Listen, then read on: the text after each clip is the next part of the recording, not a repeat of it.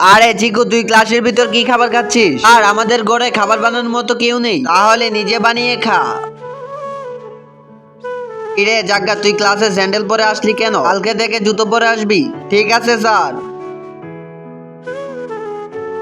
এখন এটার আনসার বলো। কিরে বল্টু, তুই ক্লাসে ঘুমাচ্ছিস কেন? আ আরে ভাই, এই স্যারের মাথায় তো কোনো সমস্যা আছে। জাগ্গা, তুই ঠিকই বলেছিস, এই স্যারের হাত থেকে বাঁচবো কি করে? আইডিয়া, এখন তোর ফোনটা দে। এই নে।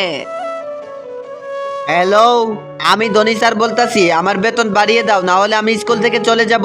এখন তো প্রিন্সিপাল স্যার ধনী স্যারকে স্কুল থেকে বের করে ছাড়বে। হ্যাঁ,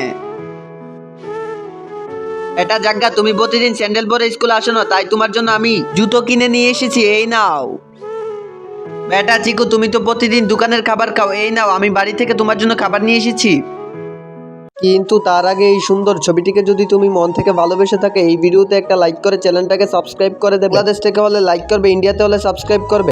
আরে ধনী, তুই স্কুল থেকে কি বের হবে? আমি তোকে বের করে দেব। কিন্তু স্যার, আমি করলাম কি? বের হয়ে যা আমার স্কুল থেকে।